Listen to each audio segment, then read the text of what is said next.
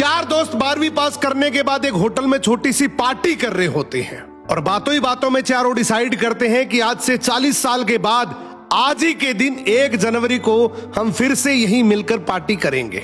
और हाँ, जो सबसे आखिर में आएगा सबका बिल वही पे करेगा। होटल का वेटर भी ये सब देख रहा था, कहने लगा 40 साल बाद अगर मैं भी यहीं रहा तो आपकी ये पार्टी जरूर देखूंगा। ठीक 40 साल बाद पहला दोस्त होटल पहुंचता है तो देखता है वो होटल अब 5 स्टार बन चुका है। अब वहां पर सब कुछ बदल चुका है। तो एक शख्स उसे पहचान जाता है और कहता है सर बैठिए, मैं आपको पहचान गया, मैं वही वेटर हूं जो अब इस होटल का मालिक बन चुका हूं। वो कहता है क्या बात है। इतने में दूसरा दोस्त आ जाता है, दोनों की बातचीत शुरू होती है कि बिजनेस ग्रो कर गया, सब कुछ अच्छा चल रहा है। दोनों अपनी अपनी बातें शेयर कर ही रहे होते हैं कि तीसरा दोस्त भी पहुंच जाता है, लेकिन चौथा दोस्त अब भी नहीं आया। तो जो सेठ होता है वो कहता है आप ऑर्डर कीजिए, मेन्यू में खाना वगैरह सेलेक्ट कीजिए, इतने में आपका दोस्त भी आ जाएगा। अब खाना भी लग गया, वेट करते करते काफी देर हो गई।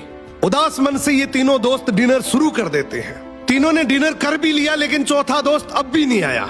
अब जब बिल देने की बारी आती है तो कहते हैं कि विकास तो शायद बहुत बड़ा आदमी बन गया, हम सबको इग्नोर कर रहा है, चलो हम ही बिल पे कर देते हैं। जैसे ही बिल पे करने के लिए काउंटर पे पहुंचे तो काउंटर का मैनेजर बोला आपका बिल तो ऑलरेडी पे हो चुका है।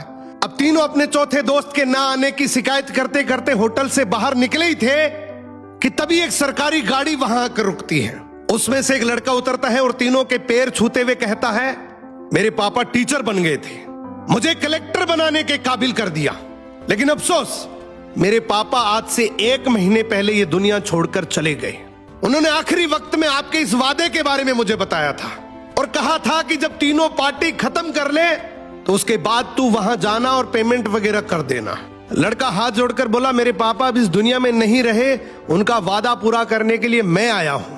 अब ये तीनों नम आंखों से रियलाइज करते हैं कि हम 40 साल बाद ही क्यों मिले, 40 दिन बाद क्यों नहीं मिले। सपनों से हमेशा मिलते रहिए, इससे पहले कि कोई आपका अपना ये दुनिया छोड़कर चला जाए, क्योंकि आदमी सिर्फ एक पानी का बुलबुला है।